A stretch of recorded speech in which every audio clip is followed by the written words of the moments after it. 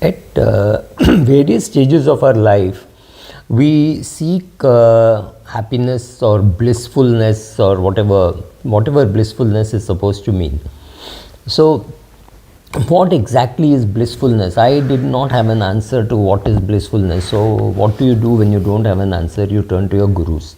Who is the guru? This is the guru.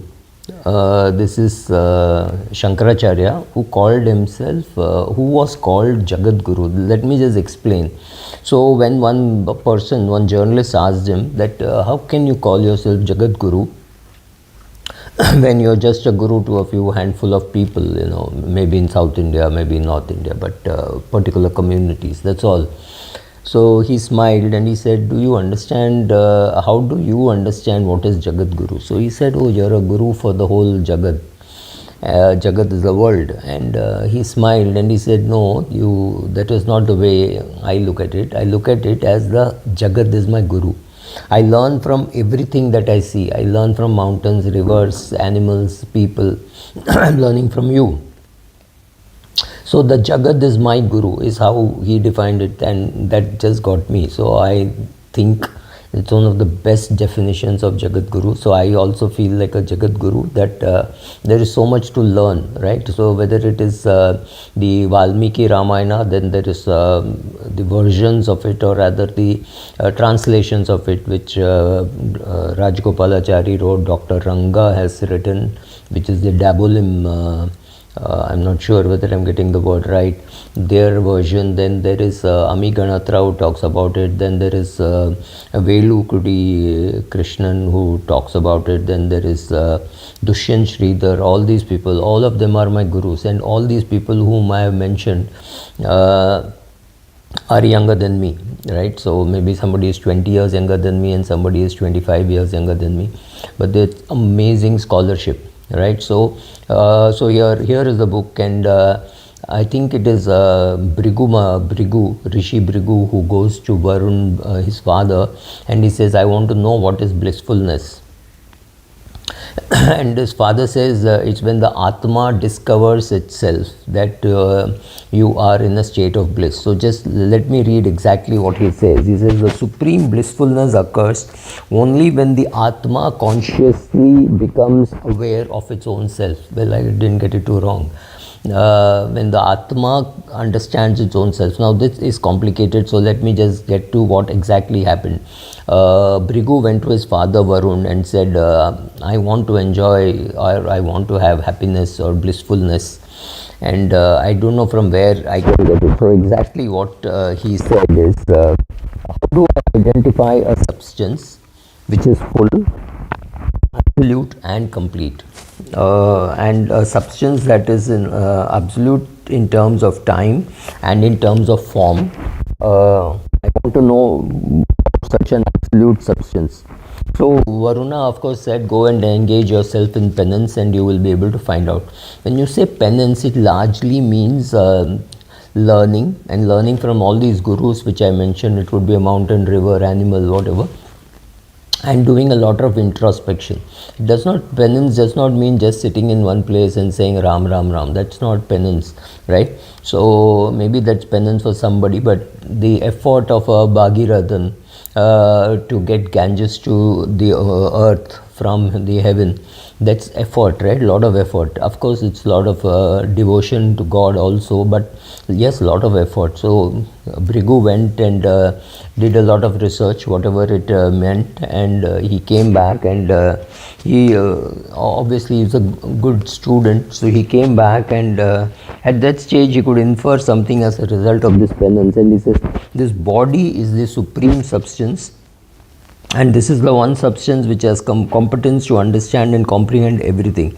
The substance that is capable of understanding and comprehending things is more supreme than the things which are being understood. So he came back and said, this body is absolute, and this body is the answer that I am seeking.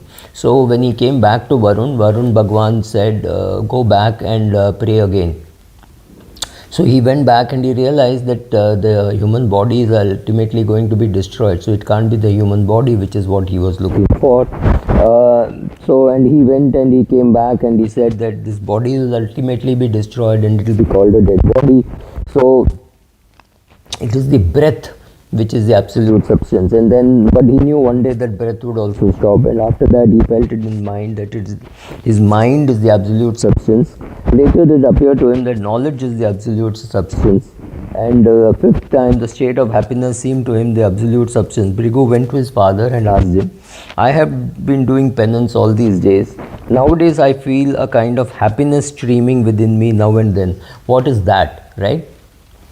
So he had already experienced bliss, and that is the time when Varun explains to him that what you have experienced is bliss. And he says, again I need to quote, and says, you say that you feel a little amount of happiness erupting in you, that is blissfulness, and which is that substance which you are searching for.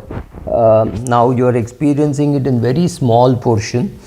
Suppose this is fully filled within you, that would be state of supreme blissfulness, right?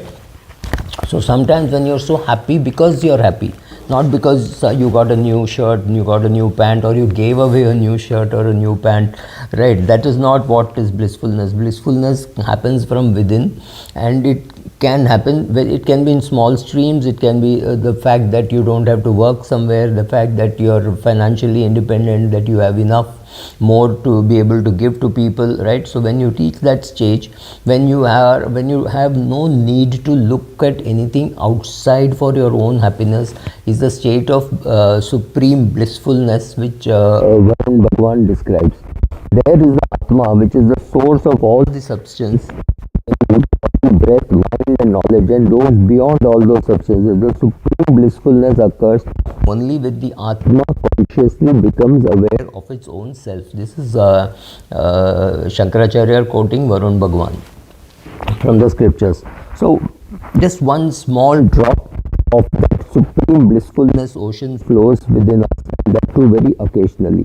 We are sitting, he describes it very beautifully, as you are sitting under a tree in a thick forest, and the sun rays are not allowed to come in, but suddenly there is breeze, and the trees make way for the sun rays to come in, and that's how we get our blissfulness. So the question is to be in a place where you get tons of it and be more and more happy with what you have, right? Similarly, the state of blissfulness keeps flowing into us now and then, like the sun rays coming to you. But due to our bad karma and our impure mind, it is obscured from our sight, like how the sun's rays flow to the ground from the gap created by the wind.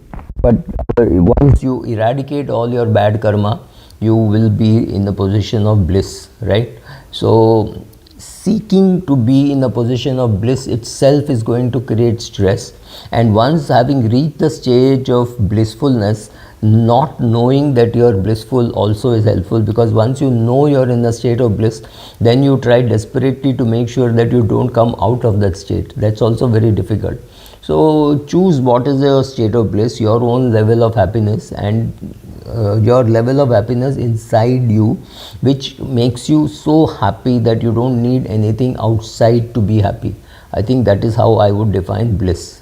So now we'll go and seek bliss outside, and then we feel that I need to be in a state of bliss. It's difficult. Seek it from inside. Thank you.